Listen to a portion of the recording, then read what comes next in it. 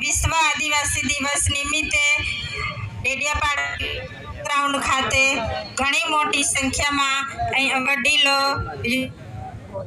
બહેનો,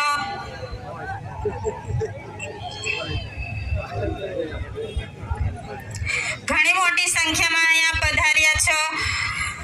આપણા આદિવાસીઓના પહેરવેશ, રીત રિવાજ, વાજિંદ્ર સાથે ઘણી મોટી સંખ્યામાં અહીંયા તમે પધાર્યા છો.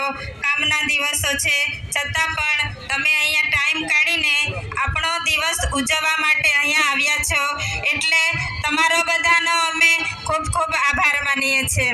હવે આજના દિવસે ખાસ તો જે માણસ આપણને જાગૃત કરે છે, આપણા માટે લડે છે, હર હંમેશા સડકથી સદન સુધીના માટે જે સરકાર સામે બાયો ચડાવીને જે લડત લડે છે તે આજે આપણી વચ્ચે અહીંયા હાજર નથી.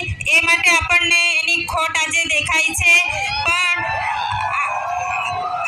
ખાસ તો ગયા વર્ષે પણ આવી રીતે જ એમની ખોટ હતી, એટલે આજે હું ધારાસભ્ય વતી તમારી બધાની માફી માંગુ છું કે છેલ્લા 2 વર્ષથી હું તમારી વચ્ચે હાજર રહી શક્યો નથી.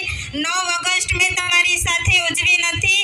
એ બદલ હું મારા લોકોને, મારી જનતા પાસેથી દિલથી હું આભાર માનું છું, કેમ કે હું સતત તમારા માટે લડું છું. તે સરકારને ગમતું નથી એટલે મારી સાથે આવું કરે છે, પણ હંમેશા જનતા મારી સાથે ઊભી છે, એટલે હું તમારી બધા પાસેથી માફી માંગુ છું. અને ખાસ તો